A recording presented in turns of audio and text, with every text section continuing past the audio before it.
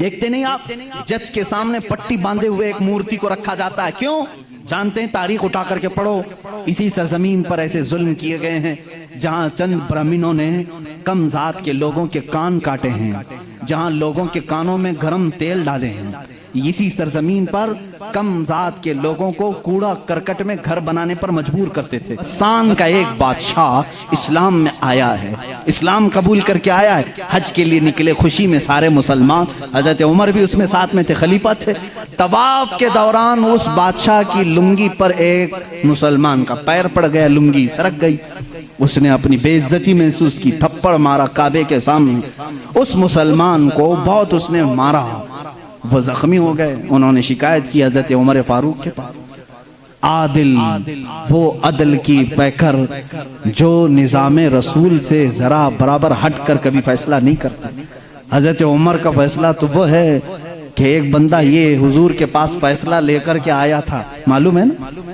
ایک یہودی اور ایک مسلمان زمین کے جھگڑے میں فیصلہ کیا، حضور نے فیصلہ کیا یہودی کے حق میں یہ زمین تو چھوڑ دے، لیکن وہ مسلمان منافق تھا، دل میں بغض تھا، اس نے کہا میں رسول کا فیصلہ نہیں مانتا، عمر کے پاس فیصلہ لیں گے، عمر کے پاس کریں گے۔ وہ یہودی کو یقین تھا جو رسول فیصلہ کریں گے وہی عمر بھی کریں گے، لیکن یہاں معاملہ بدل گیا، یہاں معاملہ بدل گیا۔ وہ منافق یہ سوچتا تھا کہ عمر کو میں اپنی باتوں میں لے لوں گا، یہ یہودی ہے ہمارے دشمن، زمین میرے حوالے کر دی جائے۔ حضرت عمر کے پاس دونوں گئے اور کہا ہمارا معاملہ ایسا ایسا ہے۔ اس یہودی نے کہا اے عمر ایک بات سن لو، یہ فیصلہ تمہارے نبی کے پاس ہوا تھا۔ کہا انہوں نے کیا کہا؟ کہا میرے حق میں انہوں نے زمین کا فیصلہ کیا۔ پھر اس نے کیا کیا؟ کہا یہ نہیں مانتا، یہ کہتا ہے عمر کے پاس فیصلہ کریں۔ اللہ اللہ، کہا میں تو پھر اس کا فیصلہ کرتا ہوں۔ حضرت عمر اندر گئے، تلوار لائے، اس کی گردن اڑا دی۔ کہا جو رسول کا فیصلہ نہ مانے عمر اس کا فیصلہ ایسی کرتا ہے۔ یہ بات مدینے میں مشہور بھی ہو گئی، مسلمان کا قتل کر دیا عمر نے۔ حضور نے ان کو بلایا اور کہا کہ تم نے ایک مسلمان کا قتل کیا؟ کہا میں اس کو مسلمان مانتا ہی نہیں جو آپ کو حکم نہیں مانتا، لیکن اگر میں غلطی پر ہوں تو یا رسول اللہ مجھے سزا دے دیں۔ اس وقت تک آیت نہیں آئی تھی، آیت نازل ہوئی، فلا وربک لا یؤمنون حتی یحکموک فیما شجر بینہم۔ اے رسول قسم ہے تمہارے رب کی، اللہ فرما رہا ہے، اللہ فرما رہا ہے اے رسول تمہارے رب کی قسم، وہ ایمان والا ہو ہی نہیں سکتا جو اپنے آپسی معاملات میں آپ کو حکم نہیں مانتا۔ حضور نے فرمایا تب تو عمر نے صحیح فیصلہ کیا۔ اس فیصلے کے حامل علمبردار عمر کے پاس رضی اللہ تعالیٰ فیصلہ لے کر کے آئے، غسان کے بادشاہ اور ایک عام مسلمان کا۔ وہ بادشاہ ہے، پہلے عیسائی تھا، مسلمان ہوا چند دن پہلے مسلمان ہوا ہے۔ دونوں کا فیصلہ آیا، حضرت عمر نے پوچھا کیا معاملہ ہے؟ وہ غسان کے بادشاہ نے کہا اے عمر امیر المومنین، کیا مجھے بھی کٹہرے میں کھڑا کریں گے؟ میں بادشاہ ہوں غسان کا، آپ مجھے اپنے بازو میں بٹھائیں۔ حضرت عمر نے کہا آج مقدمہ ہے، بادشاہ نہیں، تم بھی وہیں کھڑے رہو گے جہاں مقدمہ کرنے والا کھڑا ہے۔ دونوں کو کھڑا کیا، معاملہ پوچھا تو اس کے بعد حضرت عمر نے کہا تم نے زیادتی کی، اس کا غلطی سے پیر پڑا ہے، ہاں اگر تمہیں لگتا ہے کہ اس نے تمہاری بے عزتی کی تو سزا بھی تھوڑی ہونی چاہیے تھی، لیکن جتنا تم نے اس کو مارا ہے یہ اس کا حق ہے۔ کہا کیا فیصلہ ہوگا؟ حضرت عمر نے کہا اس عام مسلمان سے جتنے تھپڑ زیادہ اس نے لگائے تو بھی لگا دے، یہی فیصلہ ہے، جتنا اس نے زیادہ مارا ہے تو مار۔ وہ غسان کا بادشاہ کہتا ہے بادشاہ کو عام آدمی مارے گا؟ حضرت عمر نے کہا ہاں مارے گا، یہ نظام رسول ہے، یہ نظام رسول ہے، یہ قیصر و کسریٰ کی حکومتیں نہیں ہیں، یہ اللہ کے نبی کی قائم کی ہوئی عدالت ہے۔ اس نے کہا ایک دن کی مجھے مہلت دیں، کل آ کر کے اس فیصلے پر عمل کیا جائے۔ آپ نے کہا مہلت تو دی جا سکتی، جیسے ریمانڈ میں لیتے ہیں۔ اس کو چھوڑا گیا، لیکن وہ بادشاہ فرار ہو کر کے بھاگ گیا اور اسلام بھی چھوڑ دیا، مرتد ہو کے چلا گیا۔ حضرت عمر نے اس دن کہا، کچھ لوگ کہنے لگے حضرت عمر اس کے حق میں بات کرتے تو بادشاہ آج مسلمان رہتا، ایسی کچھ باتیں بھولی بھالی لوگ کرتے ہیں، ایسا کرتے تو اچھا ہوتا، ایسا نہیں کرنا چاہیے تھا۔ حضرت عمر نے جلال میں کہا اس طرح کے 1000 چھوڑ کر جائیں تو جائیں، لیکن نظام رسول کا ایک حرف بھی میں اپنے سامنے سے جانے نہیں دوں گا، عدل کے تقاضوں کو پورا میں ہمیشہ ہوتا رہنے دوں گا۔ یہ سیدنا عمر فاروق کی عدالت تھی۔ یہ آج پیس اینڈ جسٹس کی بات کرتے ہیں، ان لوگوں سے بات کرتے ہیں جن کے پاس عمر جیسی عدالت ہے۔ اے میرے عزیزو، عدالت کے نام پر آج بڑا دھبا ہے یہاں پر، بہت سارے معاملات ہو سکتا ہے بہت سارے لوگ میرے اوپر اس بات کا بھی کیس کر دیں کہ یہ حد کی عدالت ہے، عدالت کی بے عزتی کرتا ہے، ہو سکتا ہے۔ میرے عزیزو، میں اس عدالت کی عزت کرتا ہوں جہاں عدالت ہوتی ہے، میں اس کو جج اور عادل نہیں مانتا جو پارلیمنٹ کی سیٹ کی بھوک میں مسجدیں بیچ دیتا ہوں۔ میں اس کی عدالت کو نہیں تسلیم کرتا جو ایک قلیل جماعت کو نظر انداز کر کے حاکم پارٹی کی طرف بولتا ہے۔ میرے عزیزو، ایسے لوگ دنیا میں بہت سارے آئے جو ضمیر فروش ہوتے ہیں، ضمیر فروش ہوتے ہیں۔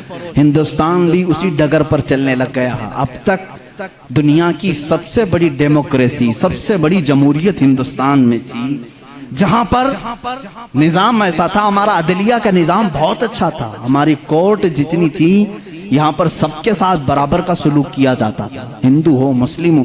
آج بھی بہت سارے جج ہیں جو اوتھ لیتے ہیں کہ میرا دین، میرا مذہب، میرا سب کچھ انصاف ہوگا، سمویدھان ہوگا، میں سامنے کسی کو نہیں دیکھوں گا۔ دیکھتے نہیں آپ، جج کے سامنے پٹی باندھے ہوئے ایک مورتی کو رکھا جاتا ہے، کیوں؟ قانون جب بھی ہوتا ہے وہ سامنے والے کو دیکھ کر کے نہیں، اس کے پروف ثبوت دیکھ کر کے۔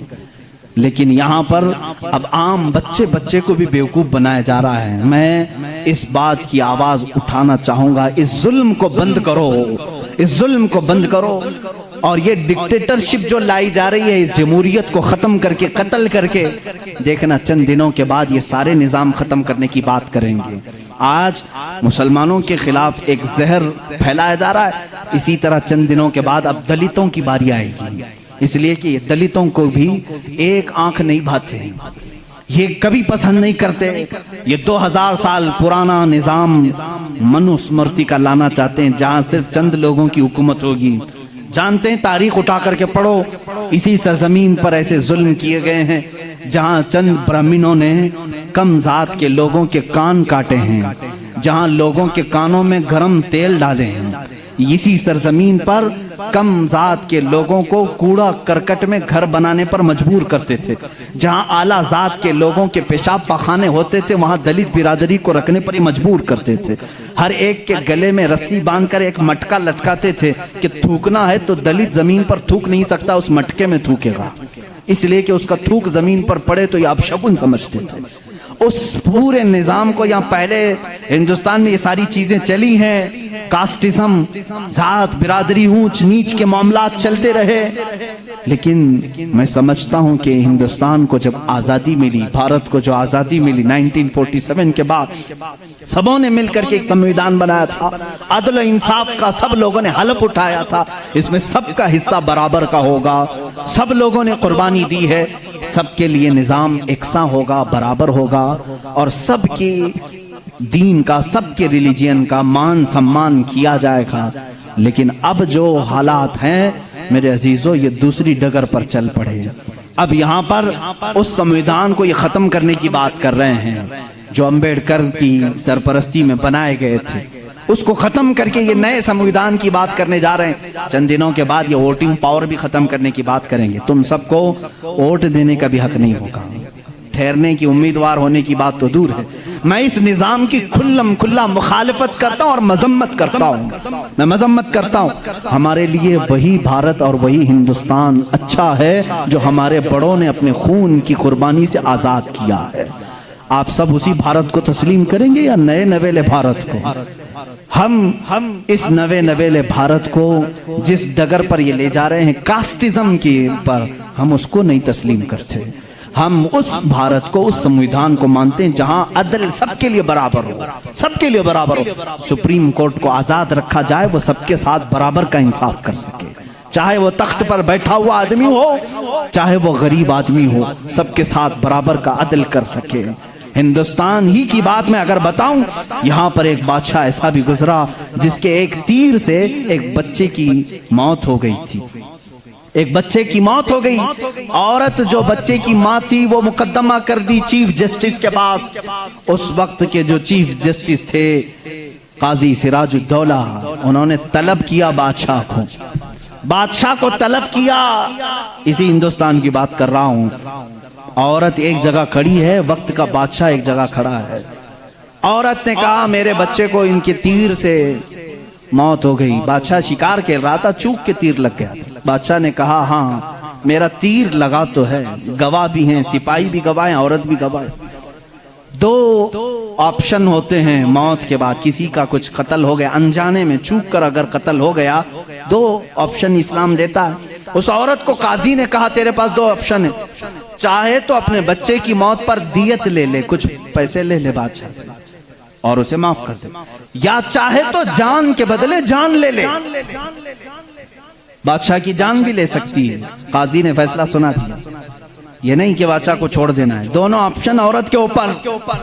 وہ عورت نے جب دیکھا کہ عدل کا یہ پیکر اسلامی نظام ہے, بادشاہ کے تیر لگا ہے اور قاضی صحیح فیصلہ دے رہا ہے, اس عورت نے کہا اگر یہ قاضی آج اس طرح کا صحیح فیصلہ دے رہا ہے تو اس طرح کے بادشاہ کی وجہ سے ہی, بادشاہ ایسا ہوگا اسی لیے قاضی ایسا ہے. اس عورت نے کہا میں اس بادشاہ کی جان بخشتی ہوں, میرے بچے کے لیے جو دیت بنتی ہے وہ بادشاہ مجھے دے دے.